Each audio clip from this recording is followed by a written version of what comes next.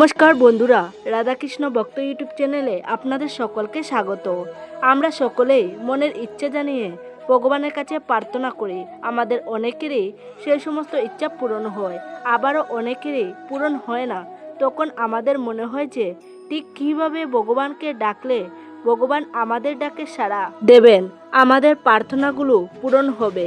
আজকে এই ভিডিওতে একটু কাহিনীর মাধ্যমে তা জানার চেষ্টা করব। বহুকাল আগে এক স্থানে এক ধনী ব্যবসায়ী ছিলেন। তার একটি দোকান ছিল।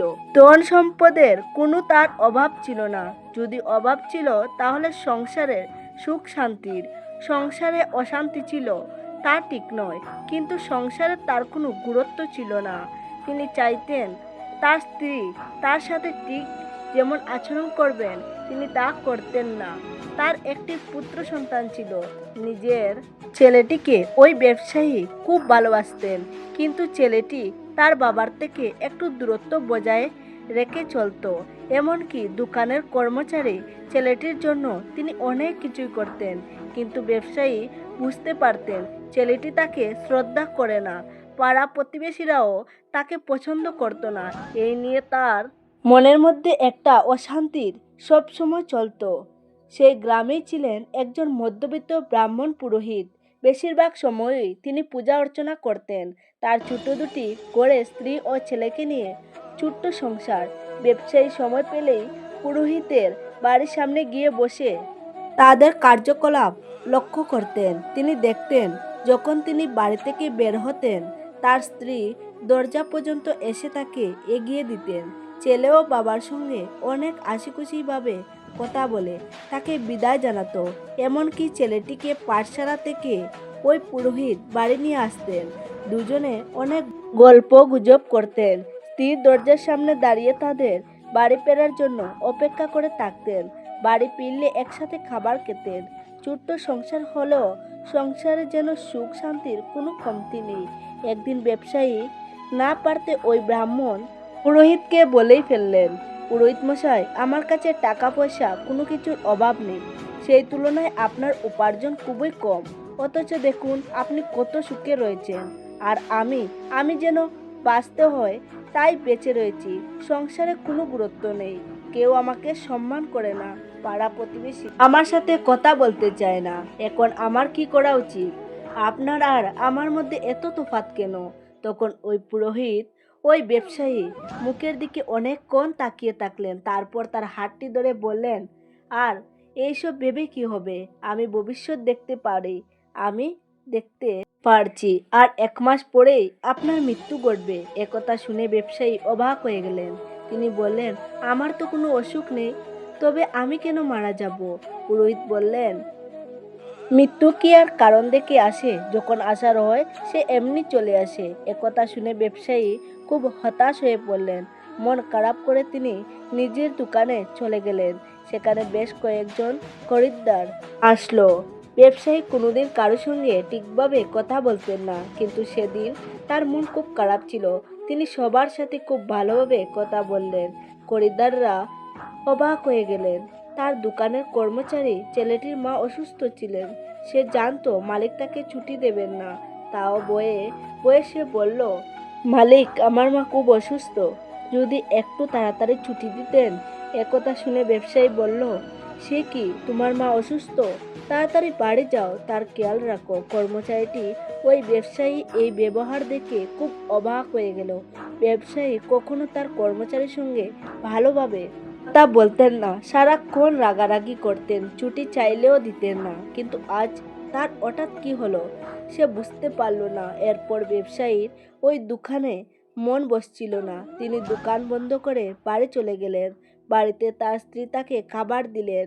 ব্যবসায়ী কোনো মতে খাবার খেয়ে উঠে গেলেন। তার স্ত্রী অতটা গুরুত্ব দিলেন না, কিন্তু এইভাবে বেশ কয়েকটা দিন কেটে গেল। যখন ওই ব্যবসায়ীর স্ত্রী তাকে খাবার দিত, তিনি কোনো মতে খাবার খেয়ে উঠে যেতেন, কিন্তু এর আগে কোনোদিন তিনি এমন করতেন না। প্রতিদিন খাবার নিয়ে তিনি রাগারাগি করতেন, কিন্তু এখন চুপ করে খাবার খেয়ে নিচ্ছেন। এরপর একদিন তার ছেলের হাত দিয়ে একটি দামি ফুলদানি পড়ে ভেঙে গেল। ছেলে তো বয়ে কাঁদতে লাগলো, কারণ যখনই তার হাত থেকে কোনো জিনিস ভেঙেছে বা কিছু নষ্ট হয়েছে, ওই ব্যবসায়ী তার ছেলেকে ভীষণ মারধর করেছেন। বকাবকি করেছে, কিন্তু আশ্চর্যের বিষয় সেদিন ব্যবসায়ী ছেলেকে বকাবকি করলেন না। ছেলেকে বললেন, যা হবার হয়ে গেছে। এই পৃথিবীতে কোনো কিছুই চিরস্থায়ী নয়, সব কিছুকে এই পৃথিবী ছেড়ে যেতে হবে। ব্যবসায়ী স্ত্রী ও সন্তান একথা শুনে খুবই অবাক হয়ে গেলেন। হঠাৎ ব্যবসায়ীর মধ্যে অনেক পরিবর্তন আসতে শুরু করলো। সে এখন দোকানে খরিদ্দারদের সঙ্গে ঝামেলা করে না, কর্মচারীকে বকাবকি করে না, স্ত্রী সন্তানের সঙ্গে সময় কাটায়, পাড়া প্রতিবেশীর সঙ্গে ভালো ব্যবহার করে। ফলে সবার ব্যবহার তার প্রতিও বদলে গেল। সবাই তাকে সম্মান করতে লাগলো। এখন তার স্ত্রী সন্তান তার বাড়ি আসার জন্য অপেক্ষা করতে থাকে।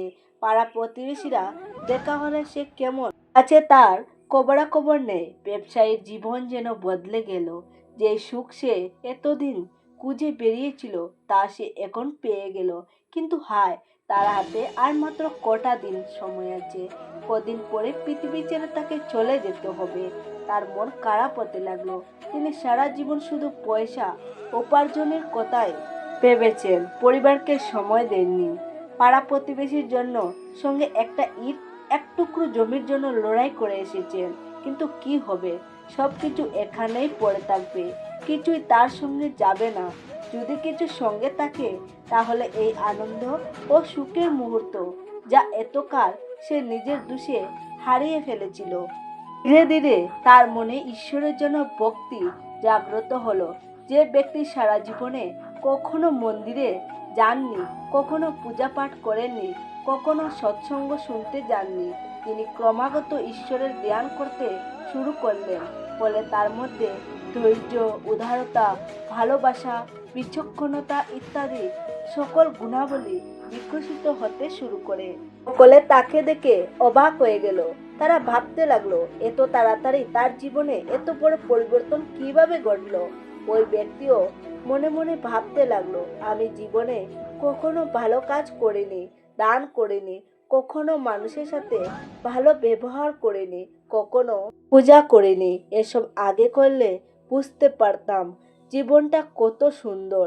তিনি সকলের কাছে ক্ষমা চেয়ে বললেন, এতদিন তোমার সাথে যে আচরণ করেছি তার জন্য আমাকে ক্ষমা করে দিও। তার কথা শুনে সবাই অবাক হয়ে গেল। দেখতে দেখতে 1 মাস পূরণ হলো। আজই তার জীবনে শেষ দিন। তিনি তখন আবার সেই ব্রাহ্মণ পুরোহিতের বাড়িতে গেলেন আর তাকে বললেন, পুরোহিত মশাই, আমার জীবনে অনেক পরিবর্তন এসেছে।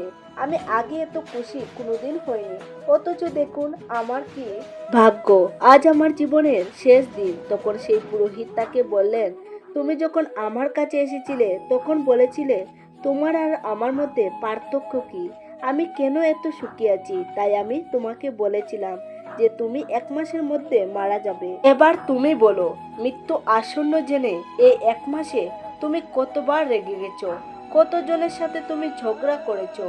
ব্যক্তিটি বললেন, একবারও না, একজনের সঙ্গেও না। তারপর পুরোহিত বললেন, এই কয়েকদিনে তুমি পার্থিব জিনিসের প্রতি বেশি আকৃষ্ট হয়েছো নাকি আপনজনের প্রতি? পার্থিব জিনিস তোমার কাছে বেশি মূল্যবান মনে হয়েছে নাকি সম্পর্কগুলো? ব্যবসায়ী বললেন, সম্পর্ক। এই কয়েকদিনে আমি বুঝেছি আপনজনের ভালোবাসা আমাদের কাছে কতটা বেশি মূল্যবান। তারপর পুরোহিত বললেন, মৃত্যু যত কাছে আসছিল ততই তুমি ঈশ্বর ভক্ত হয়ে উঠেছিলে। পার্থিব জিনিসগুলোকে তোমার মূল্যহীন মনে হচ্ছিল।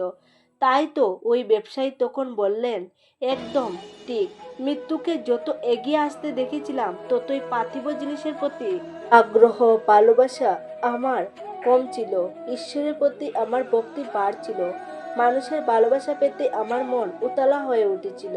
তখন ওই পুরোহিত বললেন, আমি তোমাকে মিথ্যা বলেছিলাম যে তুমি 1 মাসের মধ্যে মারা যাবে। তুমি পথ হারিয়ে ফেলেছিলে, তাই আমি তোমাকে সঠিক পথ দেখানোর জন্য চলনার আশ্রয় নিয়েছিলাম। সর্বদা ঈশ্বরের নাম স্মরণ করো, সকলকে ভালোবাসো, তবেই তুমি ভালো থাকতে পারবে। আমাদের মৃত্যু যে কোনো মুহূর্তে আসতে পারে, টাকা পয়সা নয়। সম্পর্ককে গুরুত্ব দাও। যখন তুমি অন্যকে ভালোবাসা দেবে, ঈশ্বরকে স্মরণ করবে, তখন তোমার জীবনে এমন পরিবর্তন আসবে, এমন সুখ বৃষ্টি হবে যা ওই টাকা পয়সা, পার্থিব সম্পদ থেকে অনেক বেশি মূল্যবান। সারা জীবন তুমি শুধু চেয়ে গেছো ঈশ্বরের থেকে, অন্যদের থেকে বিনিময়ে কাউকে কোনো দিন তুমি কিছু দেওয়ার কথা চিন্তাই করোনি। মনে রাখতে হবে, কিছু পেতে গেলে তার বিনিময়ে কিছু দিতে হবে, তাহলে তুমি কিছু পাবে। আর সর্বদাই ঈশ্বরের নাম স্মরণ করতে হবে। তুমি যদি নিজের স্বার্থে, নিজের প্রয়োজনে তাকে ডাকো, তবে তিনি তোমার ডাকে সাড়া দেবেন না। কিন্তু যদি তুমি মন থেকে নিজেকে ঈশ্বরের কাছে সমর্পণ করো, তবে তিনি তোমাকে কখনোই খালি হাতে ফেরাবেন না। তোমার জীবনে এত সুখ স্বাচ্ছন্দ্য দেবেন যার জন্য তুমি উপযুক্ত। একথা শুনে ব্যবসায়ী নিজের ভুল বুঝতে পারলেন। তিনি বললেন, পুরোহিত মশাই, আপনি আমার জীবন বদলে দিয়েছেন। এখন আমি সর্বদা এই পথ অনুসরণ করব। বন্ধুরা, যদি এক পুকুরের জলের মধ্যে এক বিন্দু গঙ্গার জল ফেলে দেওয়া হয়, তবে সেই পুকুরের জল গঙ্গা জলে পরিণত হয় না। কিন্তু কোনো গঙ্গার পাশে যদি কোনো পাকে পরিপূর্ণ ডুবা থাকে, আর সেই ডুবায় প্রতিনিয়ত একটু একটু করে গঙ্গার জল প্রবেশ করে, তবে একদিন সেই ডুবার সমস্ত পাক ধুয়ে মুছে পরিষ্কার হয়ে যায়, আর তা গঙ্গা জলের মতোই পবিত্র হয়ে ওঠে। আমাদের জীবনটাও সেরকম।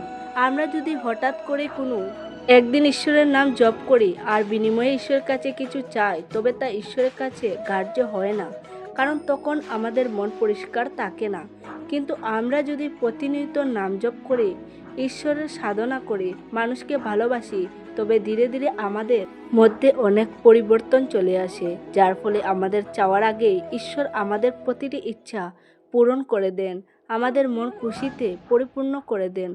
তাই সর্বদা ঈশ্বরের নাম জপ করুন, ভালো কর্ম করুন, অসহায়দের সাহায্য করুন, সকলকে ভালোবাসুন।